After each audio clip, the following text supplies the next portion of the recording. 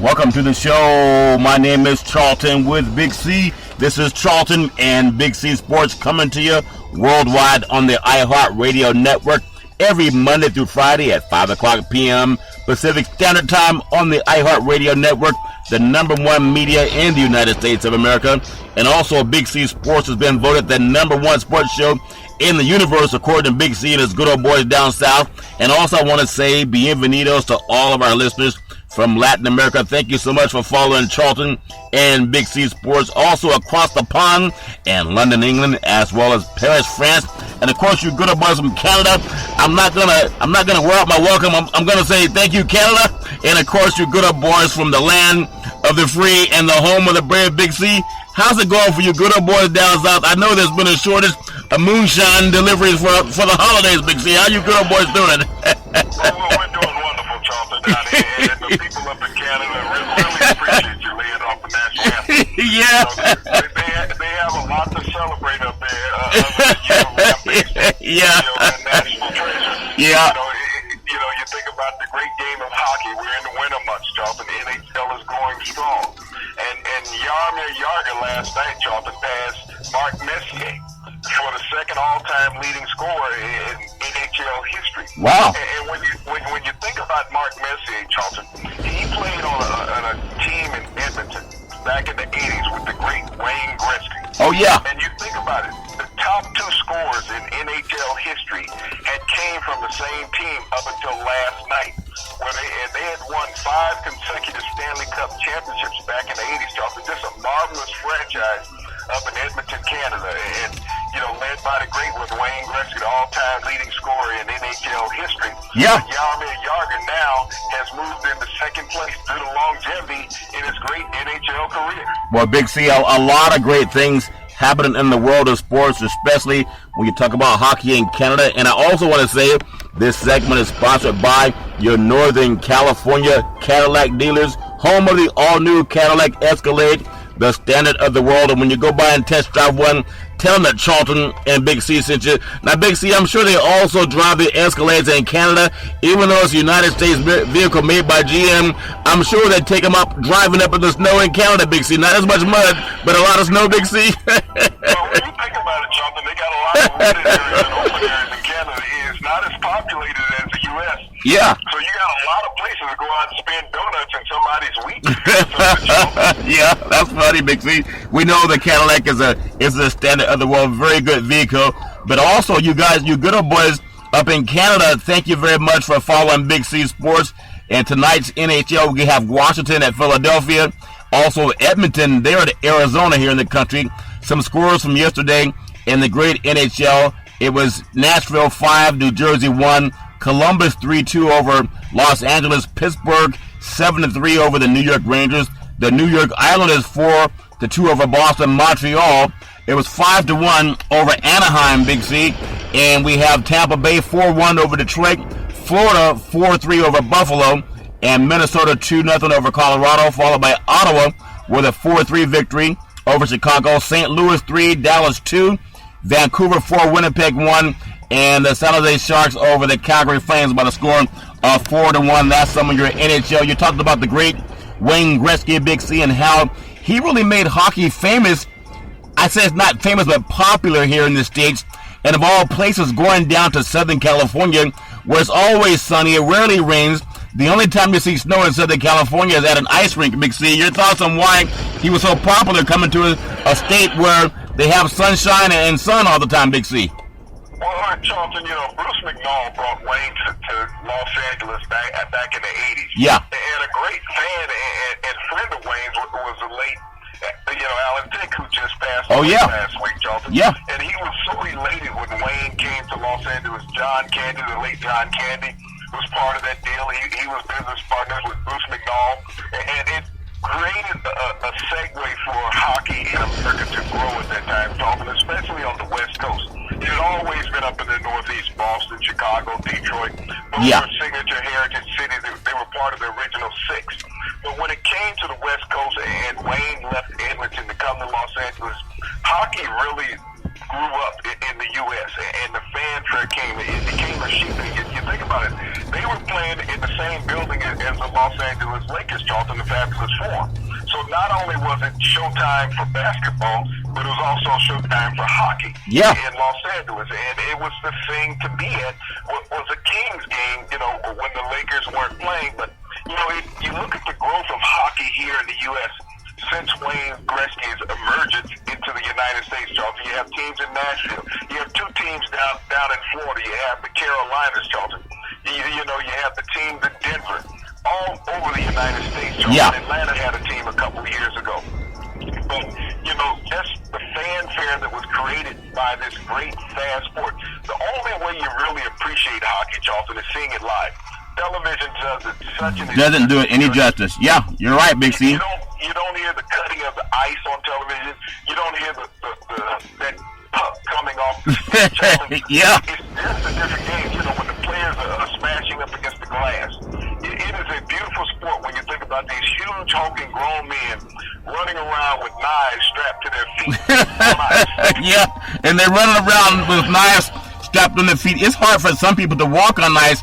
These guys do it, and they skate, and they do it so masterfully, Big C. So, good job with the NHL, just expanding their interest, and a lot of people follow, looking for a Lord Stanley Cup, Big C. And you know what? One of our major sports here in the United States, we talk about NBA basketball, and of course, the NFL is the number one. It's the king of all beers, it seems, Big C. But just last night here in Sacramento, California, there was a little issue with the great DeMarcus Cousins. Had 55 points against the Portland Trail Blazers. They actually fouled him quite a bit, Big C, and so I can understand some things that happened later. And now the Sacramento media seems to be all over DeMarcus Cousins when he's had this precedent of this behavior for 7 years. But this time, I'm going to side with DeMarcus Cousins. And I tell you what, because I don't know if you saw what happened in the game where he was ejected and then they realized he didn't do anything wrong. And I applaud the referees for actually correcting a mistake that was going to toss a guy out of a game, Big C. So, with that said, he had already been fined $50,000 by his team, by the Kings organization, because of some terse remarks that he had with the media here in Sacramento asking about his family. I've always thought that family members were off limits, Big C, when you talk to athletes. Your thought on that? Well, Charlton, it only depends on the nationality of the athletes that you're talking to. You never ask a major white quarterback in the NFL who's he's dating now. And we can go to Tony Romo and look at the plethora of women that he dated prior to becoming married, Charlton. And many other athletes over the era. They've always labeled the African-American athlete that, you got to bring your family into play. It's like in politics. Your family are off bounds. Charlton. Yeah. You have to leave that alone. If you have an issue with the athlete, deal with the athlete. Deal with him personally. Don't go to the peripheral. Like even with Jackson, when he talked about LeBron saying he had a posse. And, that was a racial innuendo. Byfield Jackson stating posse. He would never tell Donald Trump that he's running around with a posse. We never see Donald Trump by himself. That's true. Even prior to being elected president. So he would never use that vernacular with him, Charlton. So Jerry Jones, when was the last time you saw Jerry Jones alone? He always had a posse with him wherever he went. You've even seen his son-in-law cleaning his glasses at a game. On national television. So taking off his eyeglasses and letting him wipe them down for him because he didn't have the time. He didn't know what to do it. And so his son-in-law played that role. So, when we look at how the media invades into personal and private issues that are off the bounds of the playing surface, Charlton, that's the only thing the media should have privy to talk to. I would look at it from this perspective. A team just like the owner of the Mavericks, Mark Cuban. When he revoked media passes for ESPN coverage during the events at American Airlines Arena in Dallas. This is what other teams need to take note of. Don't put your players in a situation that's uncomfortable and dangerous as far as their reaction that's going to embarrass them and embarrass the organization. Take the media out of the equation. Revoke some media passes. You'll get a different mindset from the press coming in reporting on your team, Charlton. And I think there's so much to be said about what you just brought up, Big C. There's so much enmity and dislike for some of these wealthy black athletes. and I see it in the media that's about 90% Caucasian, and they know it. Just go around any media room. Most of the guys get jobs because of who they know. They're frat brothers. That cronyism that happens in the world of these frat organizations, and they just hire a lot of guys who look just like them. All the Kings organization, I think everybody's white except for maybe 2 people. That's Vlade Divac and another gentleman in their office. Even all of the media, they're all Caucasian. And Sacramento is one of the most diverse regions in the world. And the reason I bring that up is because someone who feels that DeMarcus Cousins has to talk about his personal life and his home life and put that in the media, I challenge them to look at every media person, whether it's the Kings broadcasters, and ask them about their personal lives. I personally know a lot of people who know about the play-by-play guys for the Sacramento Kings, from Grant Napier to Gary Gerald and one of the play-by-play analyst coach, and also Doug Christie. There's a lot of people that know about these guys outside of when they have a microphone in their face. And, that's not saying anything good or bad, but people know. Never is it put their private lives into the public arena where they talk about it in what's called the Sacramento Bee or any other paper. Well, we're trying to look at it as, when we talk about it from the media perspective. Who talks about Marv Albert's life, as far as what he's done in outside of the basketball arena when several years ago he was tried. Yeah.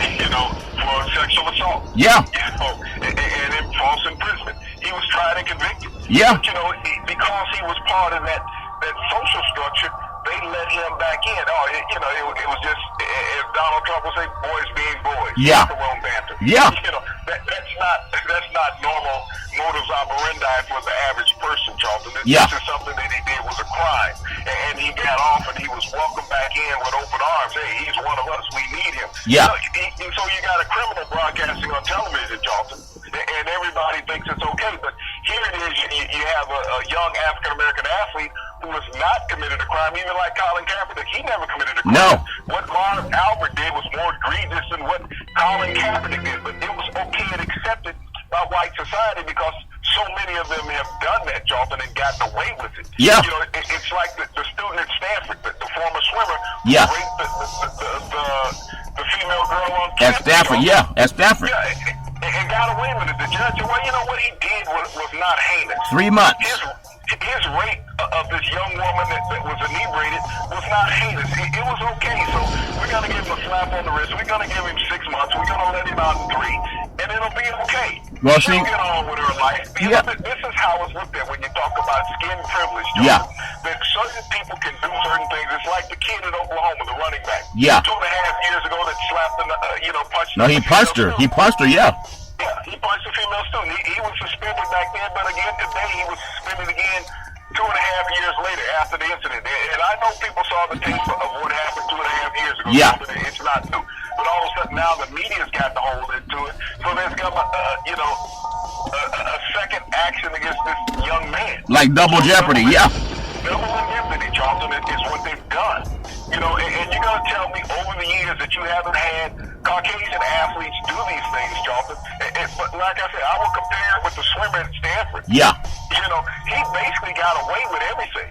It was proven that, hey, you can go out and sexually assault a woman depending on the university and your social status and get away with it. Yeah. And we don't want anything happening like this negativity that no, Charlton. Exactly. But it was proven in the judicial system that it's okay. Big C, that's a great point we bring up on every program, and I go on Big C Sports every Monday through Friday at 5 o'clock p.m. Pacific Standard Time on iHeartRadio Network. We always say, never an excuse to hit a woman. Even if she hits you first, I know that's not right, but just walk away, grab her, call 911. Men can call for help also.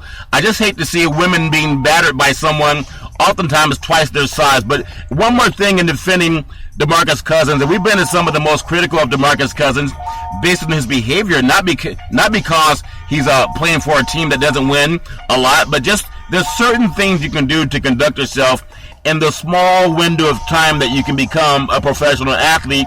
And I would hate to see this young man lamenting 5 years after his career's over. I wish he had done things differently. As we all get older, we know we mature more. We just tend to do that. He's only 26 years old. He only played a year in college, if that long, on the Calipari down at the great Kentucky Big C. But one thing I'll side on DeMarcus Cousins for, the man does get beaten up a lot on the floor. I'm not saying that he doesn't play physical basketball either, but there's a lot of garbage that goes on against him. Plumlee last night for Portland was trying to play more physical with DeMarcus, but I didn't see him being given technicals or even being fouled out of a game, Big C. So when it comes to media, I hope these guys would have what they call equal time in the media, Big C. If you want to write about an athlete's personal life, put your own garbage out in the media first. Let people know about what your wife is doing when you're out of town. Let people know what you're doing when you're out of town. They always want to come at the athletes with that behavior.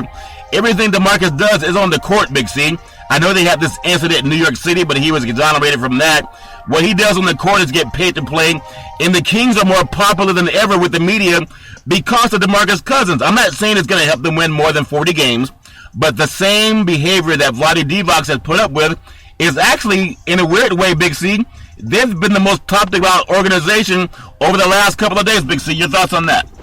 Well, you know, in the media, especially in basketball, because games are so consistent. Yeah. You need some auxiliary thing to talk about, Jonathan, so you dig for stories. You try to create things, and that's what we get from the national media when they cover these events. No one just goes there with a straight face and, hey, I'm just going to give you what's going on. I'm going to be honest about this. Yeah. Let me try to create some controversy. You know, everybody talks about controversy sales. You know, a lot of sports writers, Charlton, nowadays, it becomes tabloidism. Okay? Yeah. They're like fake media. They need to create a story. Whether it's true or not, they need to create the story. They don't have to recant it later or retract it. They don't. They put the story out there. They can walk away from it by building another story, Jonathan. Yeah. And so they're always wanting to stretch to the extreme. You know, television and announcers nowadays, Charlton, has forced people to either listen to them or believe their lying eyes. Yeah. That's what's occurring more often than not. When you witness something, you're being questioned as a fan. Did you actually witness what you thought you saw? We see that over and over, and I'll take you to an incident in the game the other night. But when we thought we saw Cam Newton be hit in the head when he was sliding, we thought we saw that. Everybody watched the game, thought they saw that, even the broadcasters talked. Yeah. But we had an official standing right there and said, no, that broken head really wasn't what happened. Yeah, he didn't see it. I'm going to throw this flag on Cam Newton because he pitched the ball. He didn't throw it. He pitched the ball at the defender, saying that was taunting. No one looked at that as taunting, Charlton. You're just putting the ball down. Yeah. But we go later on in the game, Charlton. Kirk Cousins, the white quarterback for the Washington Redskins, is running the football, Charlton. He's 15 yards down the field. He decides to try to step out of bounds, but before he can get out of bounds, he's shoved by one of the Panthers' defensive linemen in the back. Yeah. That penalty, Charlton, drew a 15-yard. That play drew a 15-yard personal foul on the Panthers. Yeah. The Redskins were rewarded an extra 15 yards for a quarterback being pushed in the back while he was still in the field of play standing, Charlton. Yeah, and we see that time and time again. And I understand the officials, they're human, they have their own job to do. They make mistakes, but that's what replay's for at times, Big C. That was a black and white incident. That's how clear that was. That was black and white. Yeah. Kirk Cousins was white, being pushed in the back while he was still in the field of play. Cam Newton was black, sliding on the grass and hit in the head. And that's how the play went. Black and white, Jonathan. The black guy got no penalty. The white guy did. Well, it's almost like the justice system. There does seem to be a double standard, especially in media. And again, one more thing I'll just say. I agree with DeMarcus Cousins last night for saying this is ridiculous, because it is. The guy he's an all-star player. I'm not saying he has the best mentality, but if they want to hire a lot of nice guys and have them be nice to the community and always say the right thing, that's their choice. But at least find somebody who can get you 55 points in a game and help you come back from a 12-point deficit and beat a team like Portland that was actually in the playoffs last year. The Kings are close. Yeah, they're close to being a number 8 seed, Big C. If they get as the modern day, and they probably have, because these boys are too young and they don't know anything about the past. Because if you say Bill Lambier's name to them, they wouldn't even know who he is. One of the original bad boys of the NBA, of the Detroit Pistons. Yeah. Bill Lambier, he started his career as a Cleveland Cavalier prior to, Daly bringing him to Detroit. Yeah. Being the focus of the paint for the Detroit Pistons. They wanted the enforcers. That's what his job was. The bad boys. In the NBA. Yeah. To be an enforcer. To take those hard fouls, Charlton. And that's what was the mainstay of the Detroit Pistons. They tried to intimidate. So when you look and see what Bill Lambier did in his career as far as fouling, being aggressive, being being, abusive to officials. Yeah. DeMarcus Cousins is no greater than what Bill Laimbeer did. Charleston's double standard. Once again, Bill Laimbeer was an untalented white player in the NBA. Yeah. He just happened to be 6'11". Well, yeah. DeMarcus Cousins is 6'11", African-American with talent. Yeah. So it's a double standard on how he's looked at. If you go back and look at Bill Laimbeer in the 80s with the Detroit Pistons, yeah, and see what type of mentality and player he had, even before that, while he was with the Cleveland Cavaliers, yeah, he was one of the most heavily fouled centers in the league. He always, in foul trouble because he was so aggressive on the court. Yeah. But no one talked about him in the light that they talked about him. Cousins, Charleston, and Sacramento. Yeah. Double standard from the media. I agree 100%, Big C, and I just want to say that this segment is sponsored by your California Lottery. What can a buck do for you? Go out and buy a lotto ticket tonight, Super Lotto. It can change lives. We're still hoping that it changes the lives of Charleston and Big C Sports. We know we're going to win that money sometime, Big C. We just got to keep praying. And just like DeMarcus Cousins, they try to discriminate against us, Big C. We keep picking them winning numbers, but every time they announce them, they change, Big C. Your thoughts? Well, what we got to do is put the super glue on the ball, so it's one place, okay? Yeah. So they don't move, because ironically, it's like, playing 3-card Monty. All of a sudden, I see a number, but it's not there all of a sudden. That's funny, Big Z. And one more thing, you just brought something back to my mind. You brought up Bill Laimbeer. I remember many times the Bad Boys, they had John Sally, they even had the great Dennis Rodman. These guys would actually hit people. Mahorn, yeah, they were big physical guys, and they would actually hit people. Okay, they were not necessarily kicked out of a game other than a hard foul, but DeMarcus Cousins doesn't go around hitting people.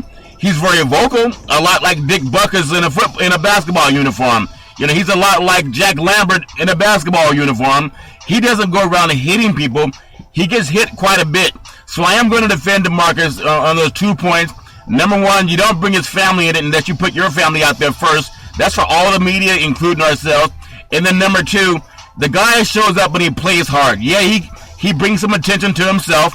He may be the alpha male on that team, but he's not the alpha male that's scoring 10 points a game and getting 2 rebounds a game and getting 1 assist. He's putting in, I think he's the 5th leading scorer in the NBA as a big man. So shame on the media for trying to get inside the head of this guy, and he's totally biased in the way they cover it, Big C. Just going around the NBA, the Boston Celtics, and we talked about how great they were. The Kevin McHale, he was also a bruiser guy when he played with the great Larry Bird. He wasn't a nice guy either, Big C.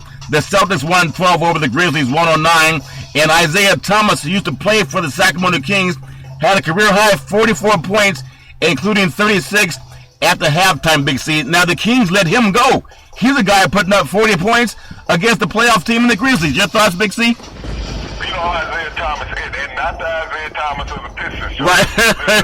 He plays like him. He plays like him, see? He's been an all-star in the NBA, Charleston. Yeah. This young man can play some basketball with a diminutive stature. Yeah. And he's really sparked the comeback of the Boston Celtics, Charleston. He's been their leader. He reminds me a lot of Nate Archibald. Oh, yeah. This is before his time. Nate Archibald, tiny, played with the Celtics back in the 70s, Charleston, out of the University of Kansas. Yeah. Tremendous point guard and left-handed shooter, and was just a wizard with the basketball. And this is what you're getting now with Thomas. Thomas, is fearless going in. He's about the same size of Spud Webb. Yeah. If people remember Spud Webb against the Hawks. Well, the Hawks, yep. And Charlotte. This is what he brings to the game. The intensity every night, Charlton. He's hard to defend because most guards in the NBA now, Charlton, 6'5", 6'6". Yeah. And they don't have the foot savvy that Isaiah has, and he gets to the hole when he wants to. Yeah, Big C. And another thing about him is they had him here in Sacramento, and they let him go, and they brought in some other players to just kind of turn things around.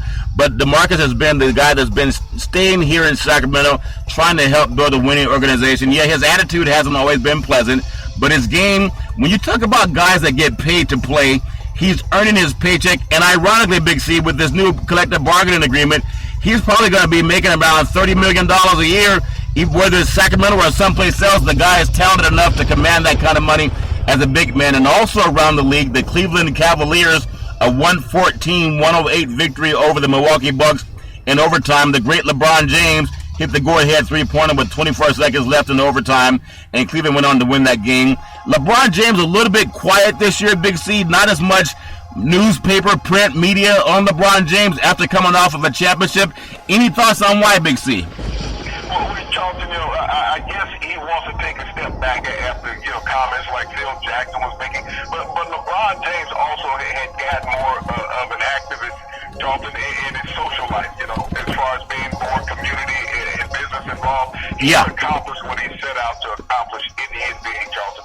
He's brought greatness back to the Cleveland area, a championship after 52, 54 years. Yeah. For the first time in that city, being involved in many business ventures, Charlton, as well as, charitable organizations.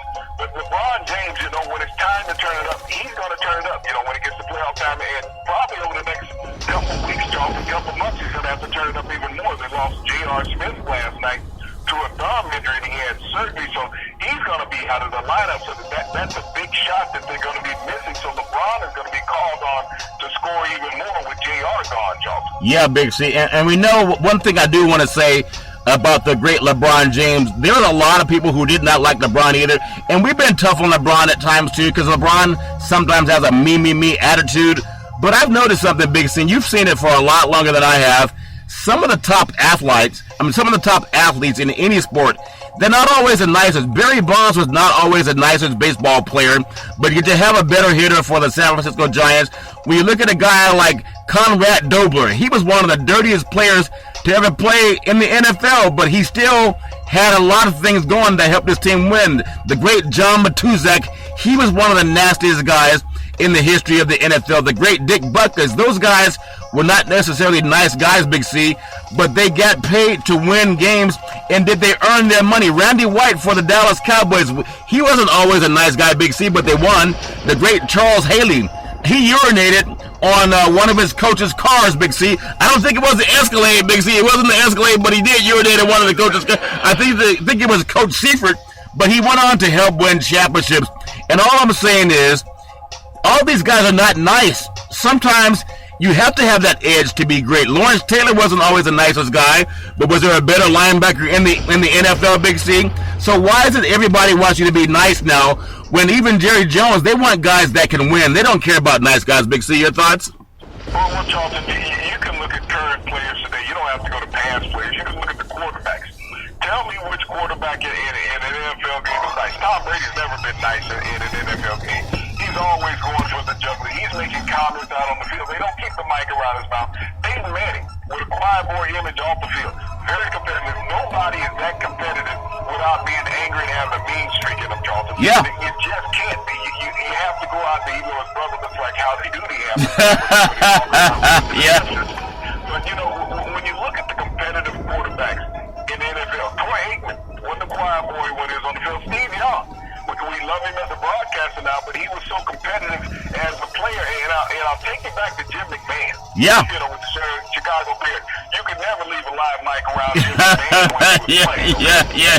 You can't even do that now, Big C, from what I understand. Jim was going to say things to you. Brett Favre would tilt a couple back. Yeah. He drank a little moonshine, and he had a moonshine mentality. So, we want to talk about the yeah. the quarterback. Yeah. There was no sissies playing quarterback years ago, Johnson. Yeah. It wasn't. Well, it was a bunch of tough hombres. John Elway was a tough one. Okay? Yeah. He would say things to players. These guys would get in defenders' faces, Johnson, and they wouldn't say, "Hey guys, great play." Well, Larry Bird was one of the worst, Big C. He was worse. They talk about DeMarcus Cousins. Larry Bird would talk about he had so much trash coming out of his mouth, but he was a baller, so they said he's just a competitive athlete, Big C. And when you talked about that, you just brought up some of the great players that are Hall of Famers in their leagues, Big C, and they all get praise. I think DeMarcus Cousins would do better if he was in the Los Angeles market or Washington, D.C. He may want to play again with John Wall over at Washington because they played at Kentucky together. But there's just guys in every sport. Look at the great John McEnroe as a tennis player. Was he nice or was he always yelling at somebody, Big C? All the time yelling, using profanities, Charlton, relating and belittling the officials, the linesmen, everybody, Charlton, in a tennis match. Yeah. And this was called the Sport of Kings, a gentleman's sports, Charlton. Yeah. But John McEnroe, if you looked at it from a modern perspective, he was embarrassing. Yeah. He was also embraced because he was John McEnroe, had the nickname the Bad Boy. Yeah. But, he was a mean-spirited person. everybody was on there. But also, Charlton, that comes from being competitive. Yeah. And so people who've never been competitive, Charlton, who don't know what it's like to go out and sweat on a playing surface other than being in a sauna. Yeah.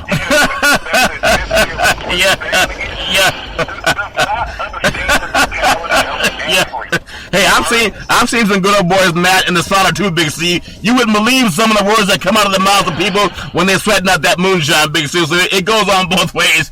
But I commend you for the knowledge and just going back into most of these people, Big C, that you talked about that had a kind of a sour attitude.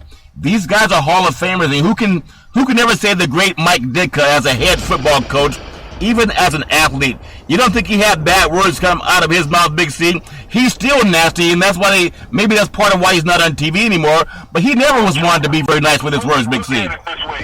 When you talk about the taunting rules in the NFL today, yeah, the sissy rule has been laid in by the league. Yeah, nobody in the 70s, Charlton, or 80s could have played in the NFL today based on the taunting rules that you had. Yeah. They would say things that you couldn't even go to the mass about, Charlton. Yeah. You couldn't even go in and sit in the box and confess. You could never go to confession. The things that players would do on the basketball court, the football field, I mean, it would make you cringe. Yeah. You had to cover the kids' ears in the stadium because it was so bad. Well. So, you talk about a player now being intimidated from what someone says to him. Like I said, I had a teammate one time apologize to an opposing player because I said so many bad things to him. I still remember. Yeah, that's moonshine. But that wasn't your fault. That wasn't your fault. You and Donald Trump sip a lot of shine, Big C. So just blame it on the moonshine, okay?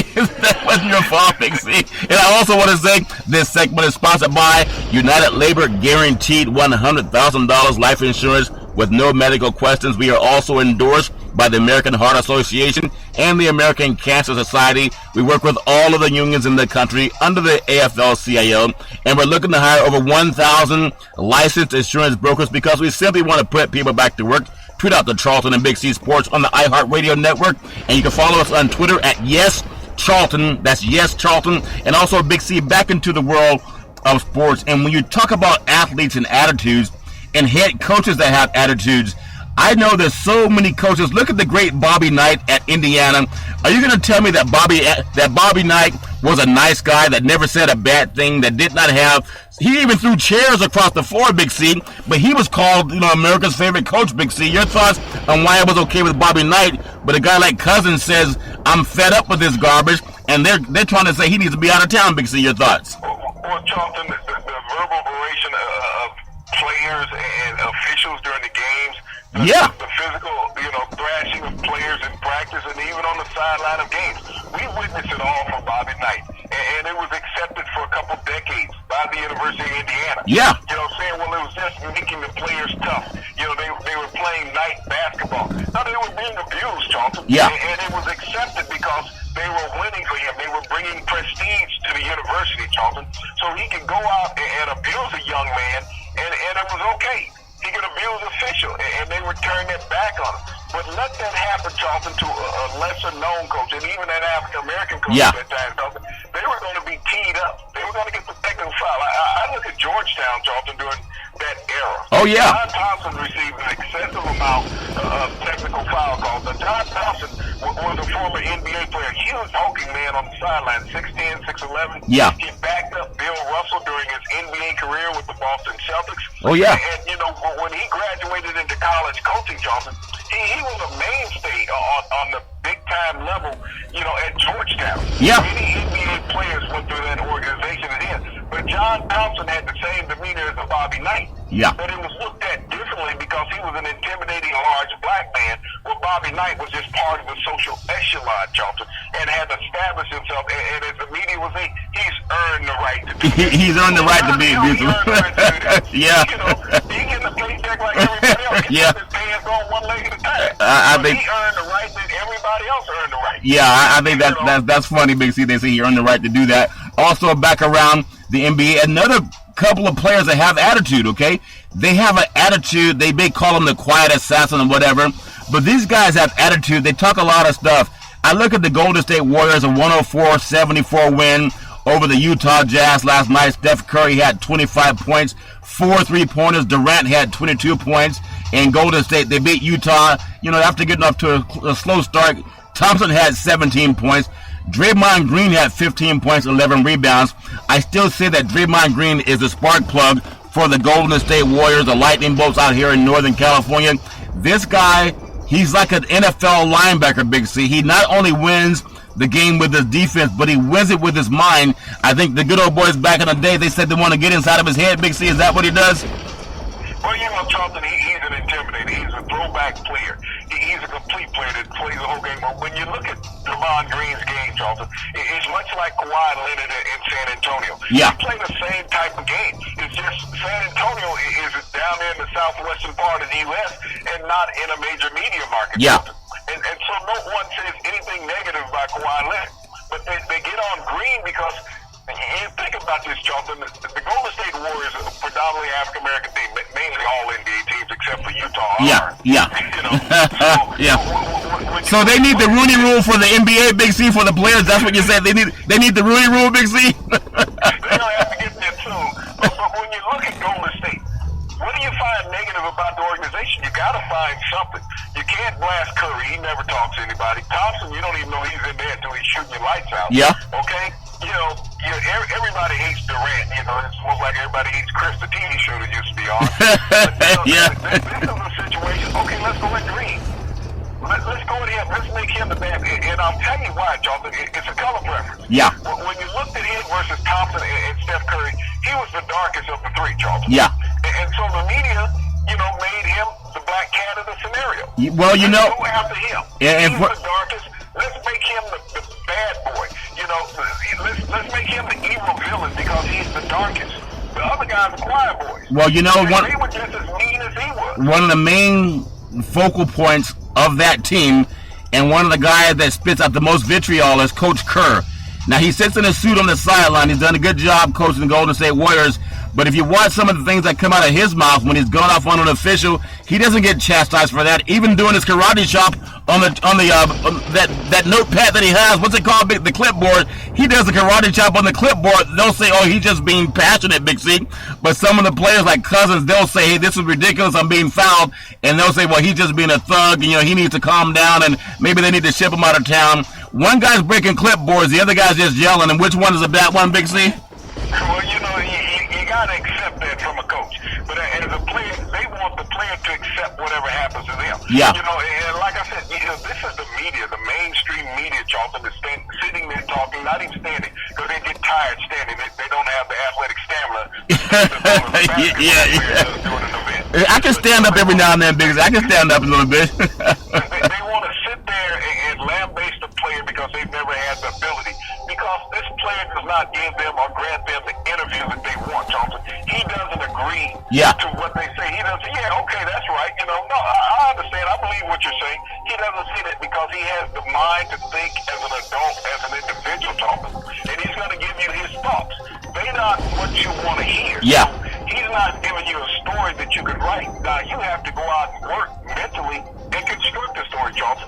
That's what the media despises more today than anything else, is that they have to construct a story, that you don't have the storytellers that you used to have in the league. Yeah. But the media has made them that way, Jonathan, made them standoffish because of things that they say about them. You want to write a negative story about a player, then you want to walk into the locker room and say, "Hey, what a great game, man." And then, tell me what made you, no, screw you. That's basically what the player said. Well, anyway, because that's what you're going to do. What was... You're going to make up any lie that you want. Yeah, I think there's John McCain's running mate, Sarah Palin. I remember her saying that there's nothing for people to be upset. This Black Lives Matter. Look at how many rich basketball players that are black. It's like everything's great in America because of rich basketball players. And I think sometimes if DeMarcus Cousins were to act like Bobby Knight, just think about it. For people who say, "Oh, it's a color thing," it always a color thing. If DeMarcus Cousins were to behave like Bobby Knight, throwing chairs across the floor, and he didn't lose his job for doing that, Bobby Knight back in Indiana against college kids, DeMarcus Cousins yells at grown men, guys that can stand up to him. And now people want to run him out of town because of that, because he scared some people in the media, because he stood up for himself. And let's just be honest, a lot of these media, like I said, 90% of them are Caucasian. They don't even live in black neighborhoods. Most of them live in suburban areas where they don't have to interact with anybody black until they show up to work, Big C. So they're not used to someone talking back to them. They're used to people kind of looking up to them. But here's a man who speaks his mind, and I think that's why the pushback on DeMarcus Cousins, because he's not worse than what Bill Laimbeer did back in the day, Big C. That's a lot of pushback on a lot of black athletes, and you hear the words in the media. You should be grateful, you should be thankful for having this opportunity. Yeah. You should be grateful and have an opportunity to talk to me, to talk about me. Yeah. Because I'm the athlete, you're just the guy with a keyboard now, not even a pencil anymore, because they need, word person to correct what they're doing. Yeah. Because they can't all spell it the way that they should, Charlton. So they're fortunate enough to be around the athletes, and they think that the athletes should be grateful to be in that situation, Charlton. Those athletes, regardless whether you're basketball, hockey, baseball, they're human. You earned the right to be there. Yeah. Because when you look at the competition to get to those professional levels, Charlton, playing professional sports, yeah, even in track and field, Charlton, you're the elitist of the elite around the world. Oh, yeah. You worked at your craft to become a professional athlete, to get an honest paycheck, and they ain't got to say honest. Yeah, it's big. But to get an honest paycheck that you have to pay taxes on, yeah, you've earned it right. Now, you think about how hard it is, Charlton, to become a journalist. Yeah. Anybody can become a journalist, Charlton, whether you're wearing a skirt or a pair of corduroy pants. Yeah. You can become a journalist. So it's not about the intangible of having athleticism, Charlton. It's about trying to be able to construct a story. Yeah. That's what a journalist is. You're trying to construct a story. Tell the truth about what you see instead of constructing a story. And that's what sports writers now, Charlton, want to construct a story instead of telling you about what you see. Just like we saw in Monday night's game, yeah, or Sunday night's game with the Redskins and Carolina. The Panthers. Yeah. Well, we saw what happened in that game between two different quarterbacks. But there was two different stories on those quarterbacks. Yeah. Our eyes were not enough to believe what we saw. There had to be two different stories constructed. And that's what we get now, Charlton, with these reporters. And I think it's a bit of a pushback. Yeah. Because the majority of the reporters, Charlton, now have to, talk about African-American athletes being at their height. The perfect example is Dak Prescott, Charlton. Oh, yeah. Look at this young man out of the University of Mississippi State. Okay, Mississippi State. Yeah. Okay. What was Mississippi 50 years ago in the U.S. to African-Americans? Segregation, Big C. Live there. Yeah. Totally segregated area. Now you have this man that has come out of this most segregated state in the country, slave state, cotton state. And he's the hottest story in the NFL amongst quarterbacks. But yet, every week there's a story trying to tear him down, to weaken him, to make him not what he has been, successful, Charlton. Every attempt through the media. Now, everybody can say Jerry Jones, okay? Yeah. Who knows what Jerry Jones is saying other than what the media is telling you? Yeah. So we can make the story about Jerry Jones, Charlton. Yeah. But the true story is the media creating these stories, because Jerry Jones is not running SportsCenter. He's not running Fox Sports. He's not running USA Yesterday. Yeah. He's not running any of these outlets, Charlton. Yeah. This is the media. These are people that are trying to create stories because they want to be the ones to say, hey, I told you that the guy would fail and Tony Romo would be back in the lineup. I was the one. We broke that story. We had an exclusive on it. Yeah. This is what you hear all the time. Exclusive. Breaking story. What the hell is breaking? Somebody drop a glass or something? Yeah. They should use mason jars like what you do for the moonshine scene. They're a little bit more or less fragile, Big C, from what I understand, Big C. But I think you're so right about so many things. And I just want to say that this segment is sponsored by One Life America Life Insurance. We're the leaders in the country when it comes to final expense. Tweet out to Charlton at YES Charlton on Twitter. And also, we're looking to hire over 1,000 licensed insurance brokers because we simply want to put people back to work. I think I also want to say that this segment is also sponsored by CYNN Entertainment when it comes to promotions. Cynthia Evans, she's the best in Northern California, and also BeneathHisWingsFoundation.org. Big C, another thing I just want to touch on with the Clippers, a 119-102 victory over the Denver Nuggets, and it was J.J. Redick with 27 points. And also the Raptors out of Toronto, 116-104 over the New Jersey Nets. That game was in Toronto. Kyle Lowry went for 23 points.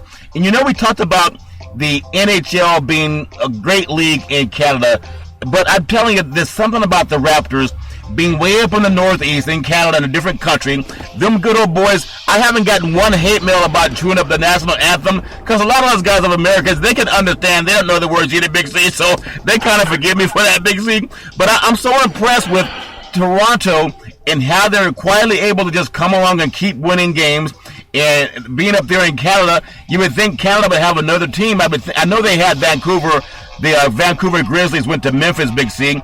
But the success they've had up in Canada, good job up there with the CFL also, and the NHL being the major sports leagues up there. And the Pelicans 108-93 over the Sixers. And Anthony Davis had 33 points for the Pelicans. Is he the best big man in the league? He reminds me of Kareem Abdul-Jabbar without a jump hook, Big C. Well, Charlton, he has so many fundamentals about his game, and that's what makes Anthony Davis great, is that he can do it all. This man, when he was in high school, Charlton, he played point guard. He was only 6'3", until his senior year in college. High school, when he had a growth spurt, and he grew 7 inches all in 1 year. So, he had developed all the tools of a basketball player. He wasn't one of those players that grew up in the post feeding the ball. He was a guy who played on the perimeter. That's why his ball skills are so tremendous and much more, advanced than any other guy that's playing in the pivot. Yeah. But when you think about it, Charlton, he's really the same height as a Kevin Durant. But when you think about Kevin Durant's skills, he's just always been a perimeter player. But Anthony Davis, as game has evolved, if he can ever avoid injury, at any point in the season, Charlton, every year he's been in the NBA, he's been hurt and he's missed games. Yeah. He's been fragile. He doesn't have the body built to play in the pivot like a DeMarcus Cousins has, Charlton. He needs to gain another 10 to 20 pounds, maybe even 30 he can carry on his long frame. Yeah. This is something that he needs to do, Charlton, if he's going to be a dominant pivot player. He's good in there, he's consistent, he scores points, but his body breaks down a lot. Yeah. I like his game, but his body just cannot withstand the tremendous rigor of an NBA season. Yeah, that's very true, Big C. Also, the Charlotte Hornets, and they had a 117-113 victory over the Lakers back in North Carolina. Kemba Walker had 28 points and 10 assists. I'm telling you, there's something about the teams in the East that everyone thinks about just Cleveland, or maybe they think just Toronto.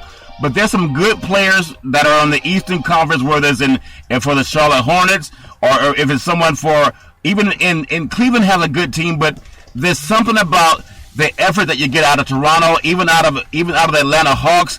They're just about getting the chemistry together, Big C, because they have a chance to challenge Cleveland. I don't know if teams are as hungry to win a championship the next year, to repeat. We talked earlier about the Celtics and the great Lakers and the great Pistons back in the day, Big C. Do you see the same type of hunger? And again, we talked about LeBron James not being as much in the media right now for whatever reason. But do they have that edge to hold on and get back to the Eastern Conference Championship and maybe back to the NBA Finals? Big C, your thoughts? Well, Charlton, when you look at these teams, you talk about a hunger and an edge. It's not that the teams are not playing well. This comes down to the media, who the media likes and who the media doesn't like. Yeah. Toronto, Charlton, last year won 56 games. 56 games in the Eastern Division. Okay? How much were they talked about on the national stage? They were not, Charlton. And granted, they were overshadowed by Golden State and San Antonio having those lofty records that they had last year, Charlton. Yeah. Golden State setting a record. San Antonio, I believe, they won 66 games last year, Charlton. Yeah. You think about it. You win 66 games, and your 6 games, the 7 games, the best record in the NBA. So, you get lost. And so, with Toronto winning 56, no one even thought about it. Yeah. That's part of the media, Charlton, not spreading the wealth across the NBA, letting all the fans know how great the talent is. Boston finished 3rd in the East last year, Charlton. Yeah. And nobody really gave them a lot of love. I think they won 48, 49 games in the regular season. Yeah. But nobody gave them a lot of love. One of the staple franchises of the NBA. But the media gets so involved and so in love with their fans. So they're in love with this fanfare of LeBron versus Steph. Yeah. Golden State versus Cleveland. Nobody else matters. Everybody that you hear, even us, we've said this. Let's get to the championship series between Golden State and Cleveland. The media has discounted the rest of the NBA. Yeah. So who knows what's going on in Utah, Charleston? The New York market, the largest market in the NBA. Two teams, Brooklyn and New York, Charleston. No one cares about the Knicks or the Nets. Philadelphia, right up there, always had been a staple franchise in the 70s and 80s, Charleston. Dr. J, Charles Barkley, World B. Free, Daryl Dawkins. These players played in those organizations. Maurice Cheeks, a great point guard. No one talks about these organizations. But all I can say, Big C, you must have your producers doing a good job, because you keep bringing up these guys that they retired before some of these guys on TV were born, Big C. But thank your producer for giving you all that information, Big C. The media, Charleston, they retired before most of the media was born. Yeah, that's good. Yeah. Walk around with the notepads. Yeah, right. They don't know anything about these guys. They don't understand the greatness of the NBA. When you had players that were consistently good, even the Golden State Warriors, Charleston, yes, they're winning a lot of games, but they went through this renaissance back in the mid-'70s. Yeah. When they had a Nate Thurman, Clifford Ray, Rick Barry, Gus Johnson. Yeah. They had these players, Charleston, and they won an NBA championship. They went to a finals again, Charleston. This is a team they've had before, so this is nothing new. This is just a renaissance that they've had again in the Bay Area. Yeah. So it happened 40 years ago, and it's just happening again. So, the Bay Area fans have seen this. The older fans have seen this. Yeah. But the young media now, Charleston, knows nothing about this. Well, they don't know how good the Washington Wizards were back in the 70s when they played the Milwaukee Bucks for the NBA title with Wes Unseld at center. Okay? They don't know anything about these teams. Playing against Lou Alcindor before he was Kareem Jabbar. Yeah. So, they need to understand the history of the game, how the game was. The media has swung the tide, not the players, Charleston. The media has swung the tide in the NBA to make certain franchises less sexy, less desirable to watch, to listen to. And so they put it all on a few. And a lot of that came from the rivalry with the Celtics and the Lakers, Charleston. When you think about that, they only played twice a year. Yeah. That was it. So how the hell was that a rivalry? Yeah. Twice a year. Yeah. One game in each other's arena. Yeah. Other than that, Jonathan, they were playing all the teams in their side of the country. Well, it was. People made it a rivalry based on the championships. They played more games in a championship series than what they would play in 2 years in the regular season, Jonathan. Well, Big C, I just want to say also they allowed the Magic 136-130 over the Heat. That game played down in Miami.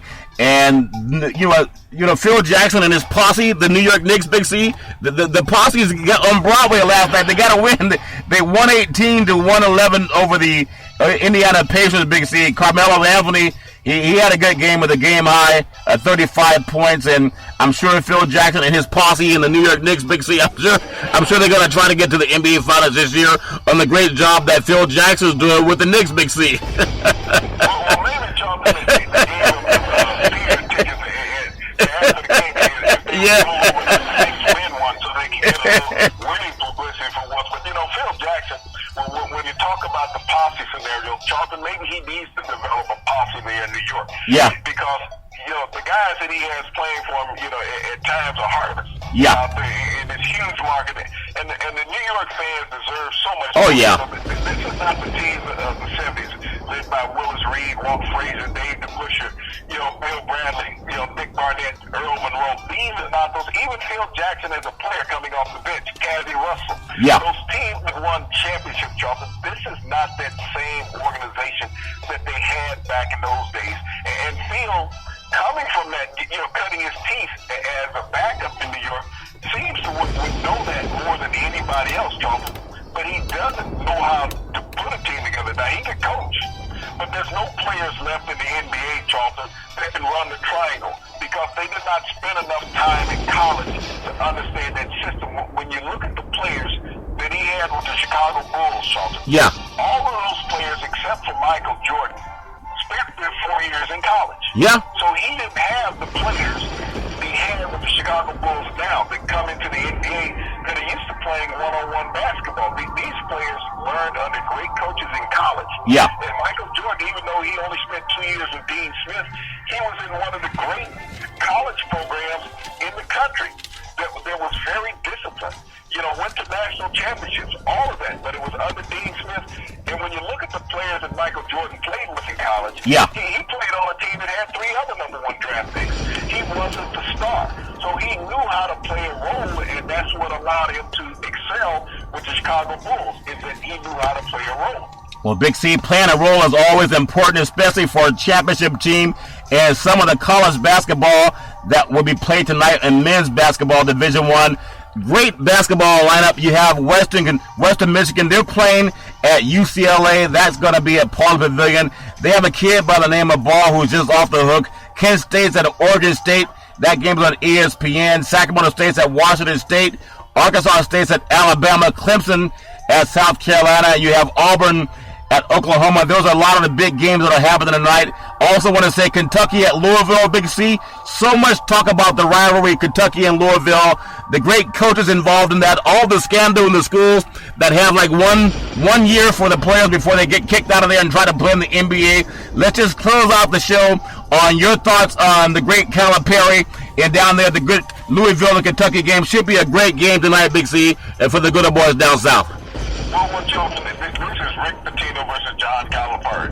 Rick Pitino's won a national championship at the University of Kentucky. He's also won a national championship at the University of Louisville.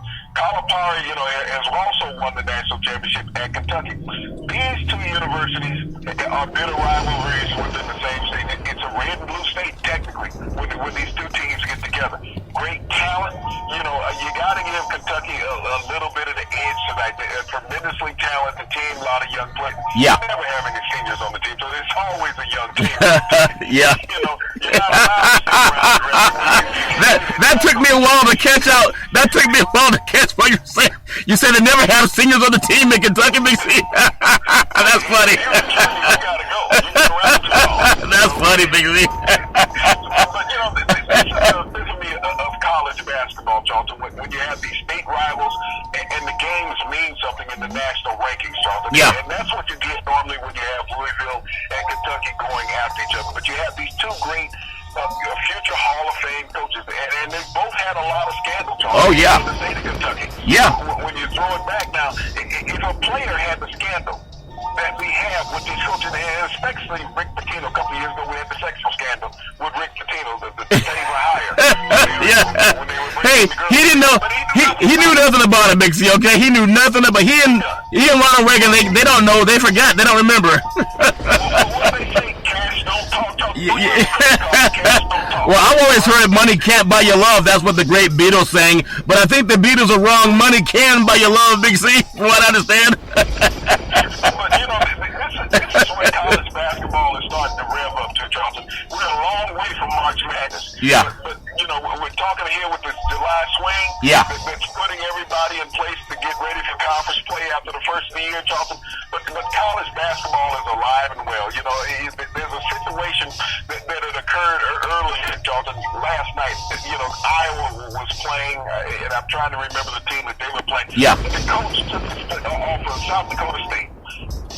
South Dakota State, Iowa was just closing out the game, holding the ball, freezing it. South Dakota player snatched the ball away from the Iowa player and scored. Yeah. The Iowa coach was so peeved behind this that he told his players to walk off the court and not shake the hands of the North Dakota players. Now, Iowa won the game, Charlton, but this is what you're talking about, coaches being leaders, mentors of young men. Yeah. Telling his players not to have sportsmanship with the opposing team because they did something that upset him. He's a grown man, Charlton. Yeah. He's 52 years old, and he's out there crying like a sissy because an 18, 20-year-old boy made him upset. Okay? Yeah. This is a grown man that's supposed to be the leader. And this is what everybody knows. These are the leader of our young men. Now, this is a white coach, Charlton, who did that.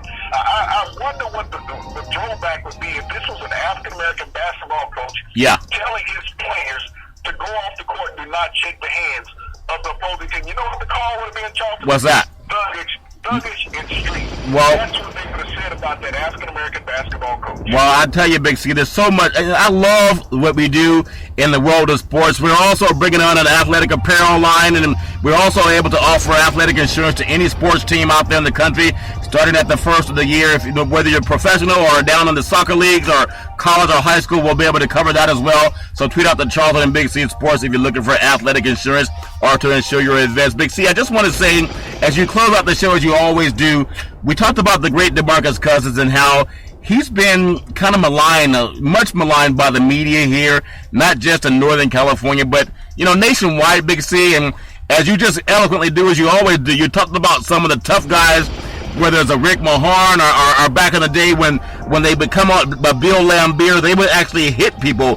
DeMarcus Cousins doesn't do that. He does show a lot of machismo when he plays, but he doesn't punch guys the way Laimbeer did and all those good old boys at the Bad Boys, Big C. I hope that the kid can just focus on playing better basketball, but the media, you have no right to get into someone's personal life unless you give equal time to your own life. Big C, as you always do, go ahead and close it out. What you're looking forward to, Big C.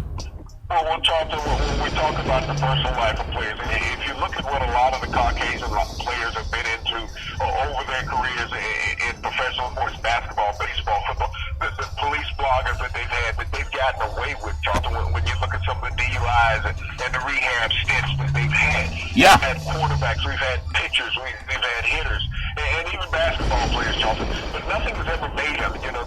They always come out smelling like a rose. Yeah. But if there's an African-American player that all of a sudden they have a problem, that they're going to need counseling. Yeah. They can't make a mistake like the opposite side of the culture can, Charlton, because, it's their background at that point. I would like to see what they say when a Caucasian player has a substance abuse problem, Charlton. Is it because of his background and upbringing, the environment that he was brought up in? Yeah. Or is it that he's rich enough to afford whatever type of drug that he wants to do, Charlton? Yeah. This is a separation that we have in sports and society, Charlton. When we look at it, there's been a lot of talk about the clemency that the president has granted to several offenders, Charlton. Yeah. After years of imprisonment, but a lot of that came under the three-strike rule. Yeah. Everybody knew was wrong, the three-strike rule, because you got somebody on a petty felony, and you can lock them away for life. There's been clemency granted by the president, and there's a lot of backlash from the other side saying he can't do this. Charlton, Dylan Ruth walks into a church in Carolina a year ago, guns down 9 prayer worshipers in a church, kills them. And he was not berated in the public. He lived. Police didn't kill him. He lived. If it had been an African-American walk into a white church, he wouldn't have lived. Charlton, a Caucasian man in Washington 2 weeks ago, goes into his pizza parlor outside his pizza parlor and fires a long rifle, Charlton. Yeah. He lived with a dozen policemen surrounding him with their guns drawn. He was armed. He lived.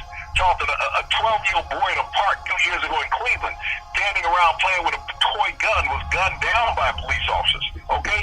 He didn't live. He never fired a weapon. He was a 12-year-old by himself in the park, nobody else around. Not in a populated area, Charlton. And my last one, Charlton, when you look at these things, how they occur, it's a societal thing on how they treat people. And when you treat it with negativity, the media is treating DeMarcus Cousins, and we go back to the thing, Black Lives Matter. Yeah. Why are you bothering his black life and he's only playing basketball? Yeah. He's not committing a crime. He's only playing basketball, but you make his family like they're committing a crime. And Big C, I agree with that. There's so much thing in the way things are covered in sports and politics in Hollywood. It all crosses over. And what I love about the sports business is the only industry that would bring everybody together, no matter what your religious belief, no matter what gender, no matter whether you're Democrat or Republican. It's a great thing that we have it because we don't all have to agree. We can all choose to disagree. But I will always tell you this. Every Monday through Friday at 5 o'clock p.m. Pacific Standard Time worldwide on the iHeartRadio network. Follow Charlton and Big C Sports on Big C Sports, the #1 show in the universe, Big C. Also, I want to tell you there's never any tolerance for domestic violence. There's never any reason to ever put your hand on a woman. If you know any woman going through that garbage, just call 911 so she doesn't have to go through that garbage on her own. And as we always tell you, every Monday through Friday at 5 o'clock p.m. Pacific Standard Time on the iHeartRadio network, we thank you, we appreciate you, and we hope that you have a super fantastic day.